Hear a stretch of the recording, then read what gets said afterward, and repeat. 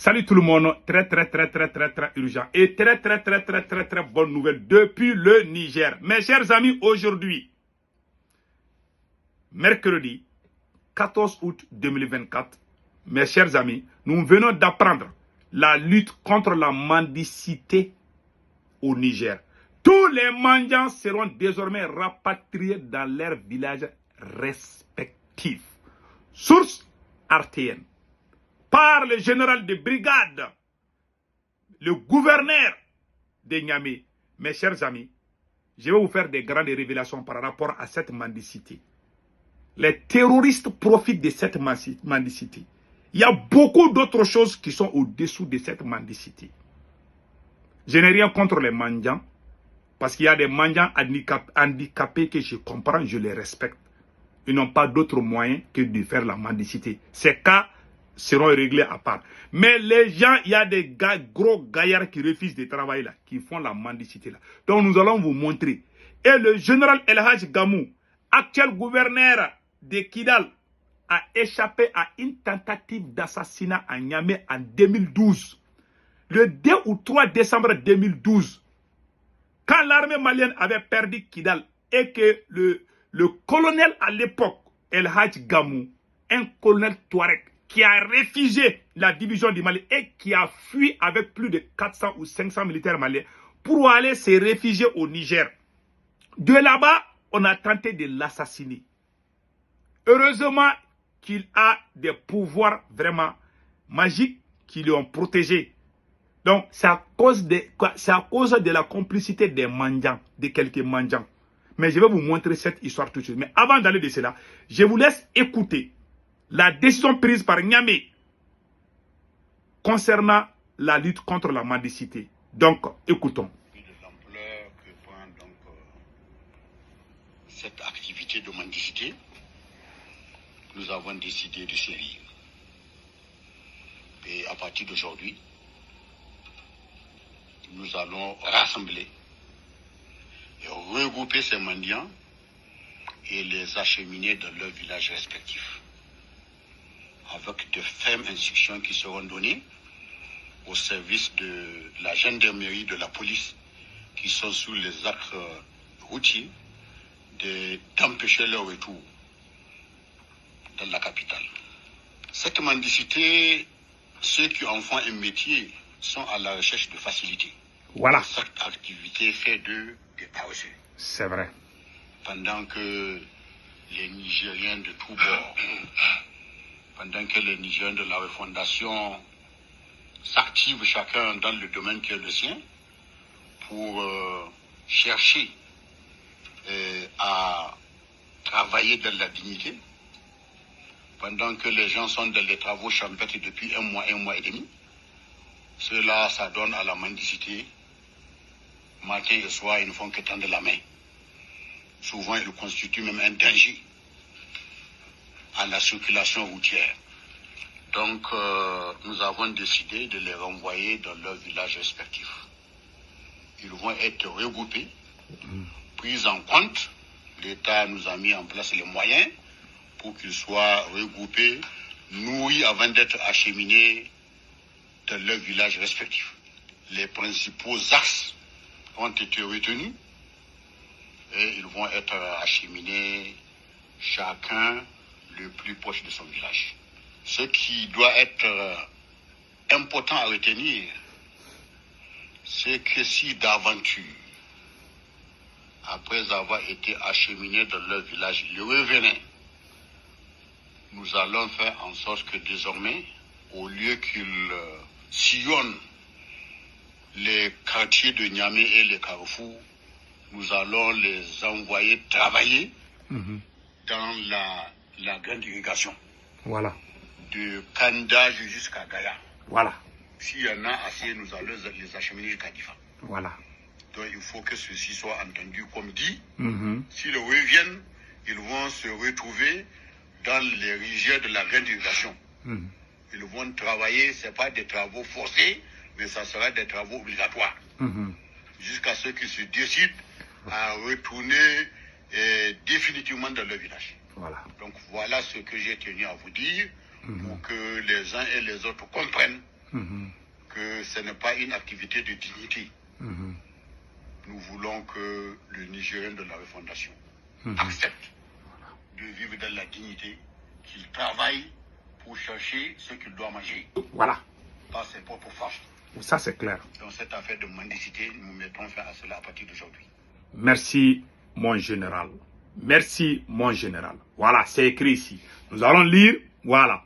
Donc, c'est écrit ici. Le général de brigade Assouman Abdou Aruna vient de faire une déclaration intéressante. Moi, je soutiens 200% cette décision. Parce que j'avais peur de me prononcer là-dessus pour ne pas blesser certains citoyens, certains frères ou certaines sœurs. Donc, aujourd'hui, la décision est historique. Je n'ai rien contre les mendiants. Il y a les mendiants en réalité qui n'ont pas de moyens, ça je suis d'accord. Mais actuellement, dans la lutte contre le terrorisme, c'est très dangereux vraiment de laisser ces fléaux-là s'épandre partout. Parce que, vous savez, le général El Hadj Gamou, je pense que j'ai la photo ici, a échappé à une tentative d'assassinat à cause de cette histoire de mendicité. Un jour, je vais vous raconter l'histoire là. Et j'ai aussi, je pense que j'ai ça ici. Voilà. Le général El Hadj Gamou, actuel gouverneur de Kidal, un gouverneur Touareg, un général, il était colonel Touareg de l'armée malienne, qui n'a jamais trahi le Mali, qui a préféré aller se cacher au Niger que de trahir sa patrie en tant que colonel de l'armée malienne. De là-bas, on a tenté de l'assassiner. Un jour, il était assis dans la cour. Il y a un mendiant qui est venu ouvrir la porte. Ouais, les mendiants, quand ils viennent, les gens ne font pas beaucoup attention. Déjà, il y avait quelqu'un, il y avait un assassin derrière les mendiants. D'après ce que j'ai appris, il y a beaucoup de versions. Mais la version que j'ai appris, c'est à cause de cette mendicité. Donc, un mendiant est venu dans la Garibe. Il était en train de pleurer, il a besoin de ça. Donc, de là-bas, pouf, un vaurien est venu en moto et a tiré 3 fois sur le général. Quand il était arrêté comme ça, là, ils ont tiré sur lui jusqu'à 3 ou 4 fois. Mais la balle n'a pas pénétré. Les balles là, sont tombées devant lui, devant l'assassin. Il a été impressionné. On l'a pris. Voilà la photo. Voilà l'assassin. Celui qui est en noir là. Ils l'ont botté. Je pense qu'il est dans la main des autorités nigériennes. Je ne sais pas quel est son sort actuellement là. Voilà ce qui s'est passé. Le 2 décembre 2012. Je pense que c'est entre le 2 et le 3 décembre 2012. Ça va à peu près 14 ans bientôt. Et 12 ans, je m'excuse, 12 ans. Ça s'est fait en 2012. Quand le colonel El Hadj Gamou, à l'époque, actuel général et gouverneur de Kidal, était à Niamey, on a tenté de l'assassiner en complicité avec un mendiant. Ouais, c'est que ça donne. Donc, tu ne vas même plus faire confiance au mendiant. Donc, voilà la photo. Voilà. El Hadj Gamou, c'est lui-même ici. Voilà El Hadj Gamou lui-même. Et voilà l'assassin. Voilà l'assassin. Bon, je ne vais pas montrer le sang là. Donc, voilà. Ils l'ont botté. Voilà. Donc, comment on appelle là, ce qu'ils ont dit, qu'est-ce qui est écrit? C'est environ 500 hommes. Voilà. Maîtrisant Gamou est au Niger depuis quelques mois. Parti pour une visite de travail, le président Djongounda Traoré devait rencontrer le colonel Gamou ce dimanche dans sa base. Entre-temps, étant la cible d'Algérie et Iyad Agali, Gamou a failli perdre la vie. On a parlé de l'Algérie ici. Ça, c'est en 2012. Hein. On a dit que c'est l'Algérie l'Algérie et Iyad Agali qui voulaient assassiner le général Gamou. Ça, la source vient de malijet.com. Le journal Malijet. Voilà. Ils ont dit ici, hein, entre-temps, étant la cible de l'Algérie et Iyad Agali, Gamou a failli perdre sa vie. Un djihadiste armé sur sa moto lui aurait tiré 3 balles. Selon le porte-parole de Gamou, la première balle lui aurait atteint au niveau de son ventre. Donc, la première balle lui a atteint au niveau de son ventre. Mais ça n'a pas pénétré. C'est ça. Celui qui veut, je vais l'envoyer, il va lire. C'est une vérité. Le monsieur là, il n'est pas n'importe qui. Hein. Les gouverneurs de Kidal, général Gamou là, il n'est pas n'importe qui. Hein. Hey. Voilà. Donc, la seconde balle sur son portable et la troisième balle lui aurait traversé son boubou. Mais soutient-il, Gamou se porte très bien. Il n'a pas été atteint. Après cette information fournie par RFI, nous avions tenté d'en savoir plus. Donc voilà. Voilà ce qui a été fait. Donc, c'est un mendiant qui a tenté en complicité avec quelques individus. Donc voilà un peu l'histoire de la mendicité. Il arrive un moment où les djihadistes ont fait un moment là.